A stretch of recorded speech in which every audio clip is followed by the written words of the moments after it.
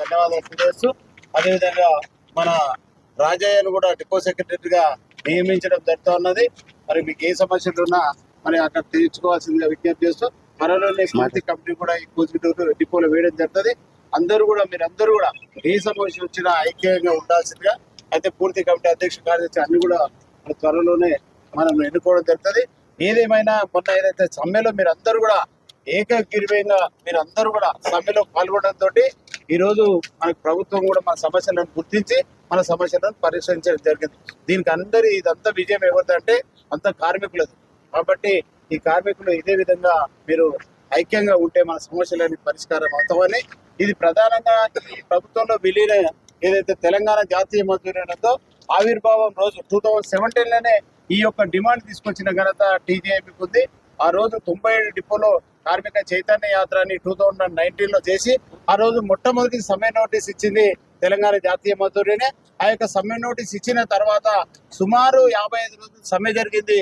ఆ యొక్క ప్రభుత్వంలో విలీన డిమాండ్ మధ్యలో వదులుకోవడం జరిగినది. ఈ విధంగా రకరకాల మనకు ఇబ్బంది పెట్టి యూనియన్లు ఉండాలని కొంతమంది చేసిన కుట్రలు అప్పుడు యూనియన్లు ఉండాలి, అసలు ప్రభుత్వంలో విలీనం వద్దు అనేటువంటి అనేక సంఘాలు కూడా చెప్పడం జరిగింది. అప్పుడు ఉన్నట్టు ప్రధాన కార్యదర్శులు కానీ అప్పుడున్న యూనియన్ నాయకులు కానీ అందరూ కూడా ప్రభుత్వంలో వద్దు అన్నారు. అప్పుడు కేసీఆర్ కూడా ప్రభుత్వం భూగోళం ఉన్నంత వరకు ప్రభుత్వంలో విలీనం కాదన్నటువంటి కేసీఆర్ అన్నాడు. ఆయన కేసీఆరే మళ్ళీ అందరు వర్కర్లది మన యొక్క డిమాండ్ను గుర్తించి మళ్ళీ ప్రభుత్వంలో విలీనం చేయాలని మరి అసెంబ్లీలో తీర్మానం చేయడం, గజెట్ కూడా గవర్నర్ గారు ఇవ్వడం.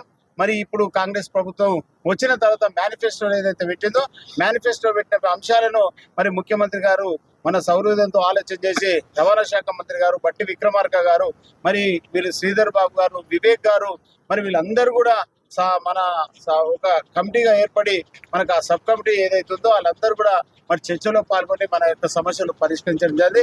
ఆ చర్చల్లో కూడా మొత్తం కూడా అన్ని చర్చల్లో పాల్గొనడం జరిగింది. ఏదేమైనా ఇప్పుడు మనకు మంచి రోజులు రాబోతా ఉన్నాయి. అన్నిటికంటే మించి ప్రభుత్వంలో మనకు విలీనం అయితే ఆత్మగౌరవం కంటే మించింది ఇంకోటి లేదు.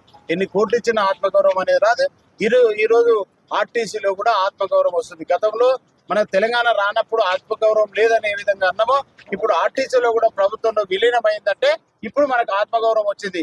సమాజంలో మనకు గౌరవం వస్తుంది. ప్రభుత్వ ఉద్యోగులు అన్నప్పుడే సమాజం కూడా గుర్తిస్తుంది. ఇంతకుముందు కాంట్రాక్ట్ విధానం లేకపోతే అవుట్సోర్సింగ్ విధానం లేకపోతే ఆర్టీసీ ఉంటుందో పోతుందో అనేటువంటి ఉండే. ఇప్పుడు ఉద్యోగ భద్రత కూడా కండక్టర్లు కానీ డ్రైవర్లు కానీ మెకానిక్లు కానీ సూపర్వైజర్లు కానీ ఈజీగా అసలు రిమూవ్ కానీ చేసే పరిస్థితి ఉండదు. అంటే ప్రభుత్వ విధానం ఎట్లుంటే ఆ విధంగా ఉంటది. అంటే ఉద్యోగ భద్రత స్పష్టంగా వస్తుంది. మన ఆంధ్రప్రదేశ్ లో మాట్లాడిన వాళ్ళు కూడా మొత్తం కూడా మనకు స్పష్టంగా తెలియజేశారు. అక్కడ ఉన్నటువంటి లాభం ఏంది, మనకి ఇంకేమన్నా ఇబ్బంది ఉంటే అవి కూడా ఏ విధంగా మనం సమకూర్చుకోవాలి అనేది మన తెలియజేయలేదు. కాబట్టి మీరందరూ కూడా కొద్దిగా ఓపిక పడితే ఇంకా మన యొక్క సమస్యలన్నీ పరిష్కారం అవుతాయని సందర్భంగా తెలియజేస్తూ మీకు